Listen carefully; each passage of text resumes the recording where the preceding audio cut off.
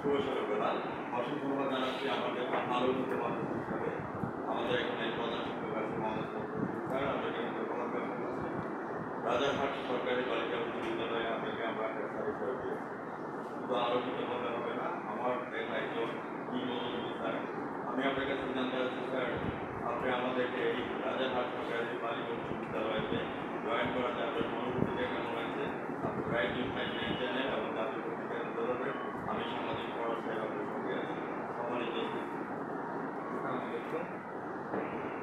আমি প্রধান শিক্ষক রাজারহাট সরকারি বালিকা উচ্চ বিদ্যালয়। গত আগস্টের 1 তারিখ 2023 সালে আমি জয়েন করেছি প্রধান শিক্ষক হিসাবে। এটি আমার প্রথম পোস্টিং। এসে স্কুলের যে ধরনের ইনফ্রাস্ট্রাকচার সেটা আমি আমার সাধ্য মতো যা আমি শিখেছি এই শিক্ষকতার জীবনে চেষ্টা করেছি গার্লস হিসাবে যে ধরনের পরিবর্তন হওয়া দরকার আমার জানিয়ে সর্বত্র চেষ্টা করছি। তবে এই উপজেলাটা বাংলাদেশের অনেকটা পিছিয়ে পড়া, যার জন্য ছেলেমেয়েরা বা গার্ডিয়ানরা অনেকটা সচেতন কম, তবে অনেক পরিবর্তন হচ্ছে। এখানে বাল্য বিবাহের মাত্রা বেশি, বাচ্চাদেরকে জিজ্ঞাসা করলে ওরা মনে করে স্কুলে এটা তাদের শেষ। কারণ জয়েন করেছি আমার মানে যে ইউনো ম্যাডাম বলেছে এখানে মেয়েদের এইম বলতে জিজ্ঞাসা করতে এইমের তেমন করে দিই। তবে আস্তে আস্তে অনেক চেঞ্জ। এখানে বাচ্চারা অনেক আন্তরিক,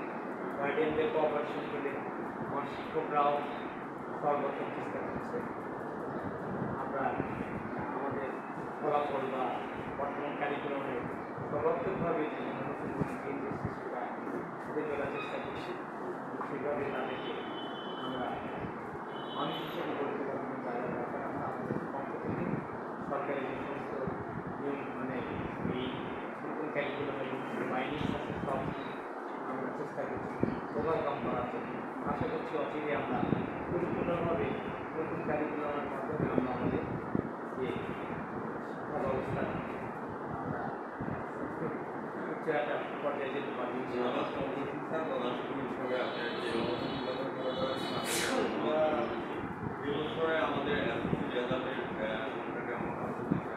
আমাদের এই স্কুলে পরীক্ষা পাশের হার আমার 88%। এখানে আরও যে এই এলাকায় 4টে স্কুল আমার কেন্দ্রে আরও 3টে স্কুল পরীক্ষা দিয়েছে, তাদের সাথে তুলনা করতে বলা যায় আমরা 56% পাইলটে, আদর্শ উচ্চ বিদ্যালয়ে 46%, ঠিক একইভাবে 57-58% হচ্ছে রাজীব। আর আমরা রাজারহাট গভর্নমেন্ট স্কুলে 88। এখানে এবারে পরীক্ষা আমরা চেষ্টা করছি পরীক্ষার সমস্ত নিয়ম রক্ষা করে পরীক্ষা দিতে। আমরা বাচ্চাদের অনেক আগ্রহ পেয়েছি, তারা আমাদেরকে এখানে নতুন একটা, আমি যেহেতু বাইরে থেকে এসেছি, আমার কাজকর্ম আমি প্রথম থেকে ঢাকায় ছিলাম 28 বছর, তবে এখানে এসে ওদের নতুন জিনিস নতুন যে পদ্ধতি তারা পজিটিভলি গ্রহণ করেছে। আমাদের সাহায্য করছে। ধন্যবাদ স্যার। আমি আপনার কাছে জানতে চাচ্ছি হাজার বাঙালি জাতীয় বিদ্যালয় এবং আমাদের মমতা ডিজিটাল বাংলাদেশ সম্পর্কে বলেছে 2021 থেকে 2024 সালের মধ্যে আমাদের জাতীয় ডিজিটাল বাংলাদেশ তারা ধারাবাহিকতা রক্ষা করার জন্য আমরা স্মার্ট বাংলাদেশের মধ্যে কথা বলছি। তো ডিজিটাল বাংলাদেশের কর্মসূচি এবং স্মার্ট বাংলাদেশে সেটা আছে ডিজিটাল ল্যাব এবং আইসিটি আমরা সম্পূর্ণভাবে ডিজিটাল ল্যাব করতে যা বোঝায় এই স্কুলে আমি সম্পূর্ণ একদম পাইনি, কিন্তু আমাদের ছোট লিমিটেশনের মধ্যে আমরা আমাদের বাচ্চাদেরকে সেভাবে চেষ্টা করছি শিক্ষা দেওয়ার জন্য। আমরা যদি আরও মানে সুযোগ প্রসারী যে কোনো চিন্তাভাবনা যদি সম্পূর্ণভাবে পাই আমরা চেষ্টা করি বাচ্চাদের যথেষ্ট আগ্রহ আমাদের যদি সরকারের পক্ষ থেকে যদি ডিপার্টমেন্টের পক্ষ থেকে আমাদের ব্যবস্থা করে, আমরা আশা করছি এটা সরকারের যে ধরনের চিন্তাভাবনা পুরোটাই পরিপূর্ণভাবে দেখতে গেছি পর্বতমালা, দেখতে গেছি দেখা হয়নি আজকে যে সমস্ত স্কুলগুলো আছে সেখানে আমাদের ডিজিটাল ল্যাব এবং আইসিটি আর এখানে আমাদের আরও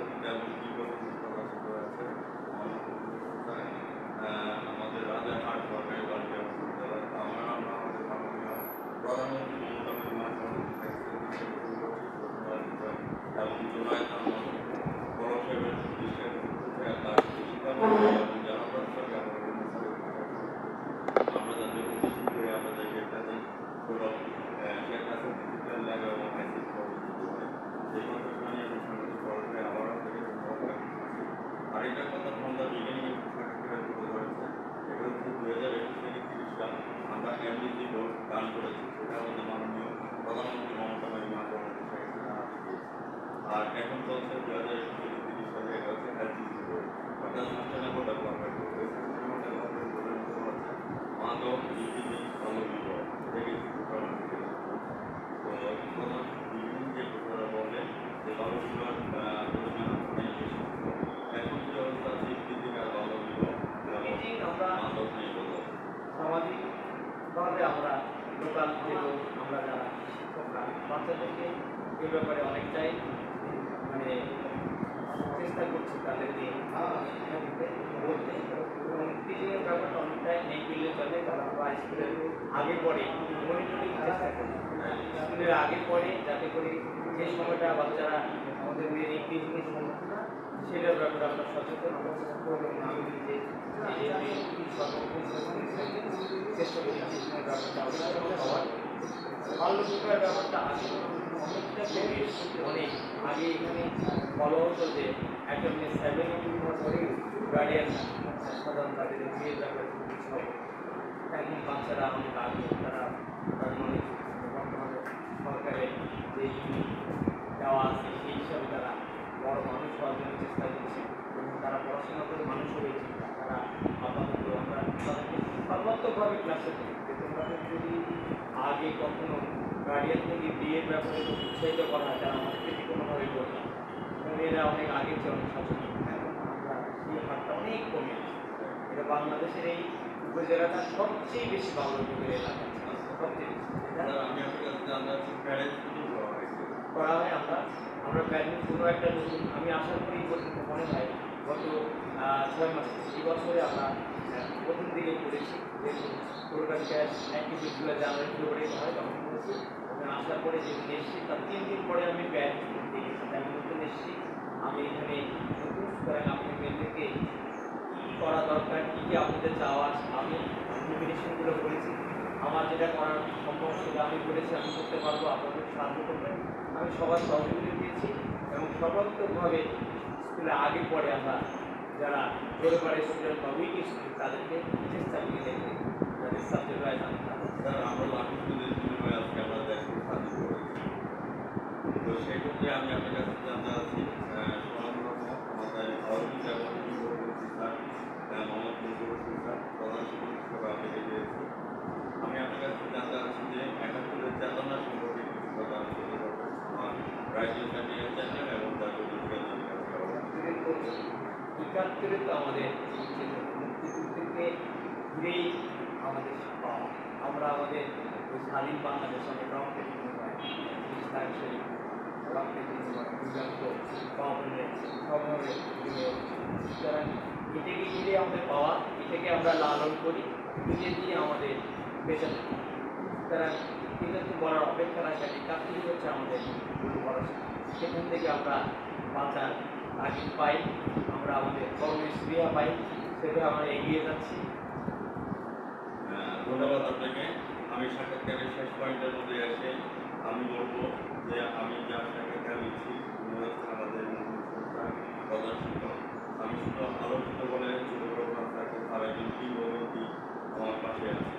তো 71-এর চেতনা সম্পর্কে যে কথাটা শুরু করেছে হঠাৎ করে আমার মনে পড়ে গেল সেই কুমড়ো ফুলে ফুলে নয়ে পড়েছে স্বপ্নে ডাটায় ভরে গেছে গাছটা আর আমি ডালের উপরে শুকিয়ে রেখেছি ওটা কবে আসবি কবে ছুটি চিঠিটা তার পকেটেই ছিল ছেঁড়া আর রক্তের ভেতর মাগো ওরা বলে তোমার ফুলে ফুলে গল্প শুনতে দেবে বলো মা কাটি পাই তাই তো আমার আসতে দেরি হয়েছে তোমার জন্য নারিকেলের চিড়ে কেটে মুরগি ধানের মুরগি সেজে এটা সেটা আরো কত কি তার কাছে বাড়ি ফিরবে ঝাপসো চোখে মাথা কাজ উঠোনে উঠোনে সেখানে আজকের এই বিশেষ দিনে আবু জাফর ওবায়দুল্লাহ লিখা শোনায় মাঝে কবিতালি তার আপনার জন্য ধন্যবাদ আপনাকে আমাদের পক্ষ থেকে আপনারা পানির বাগে বাগে সাক্ষাৎকারের জন্য অসংখ্য ধন্যবাদ এবং আজ রাত 9:15 মিনিটে আমাদের সনাতন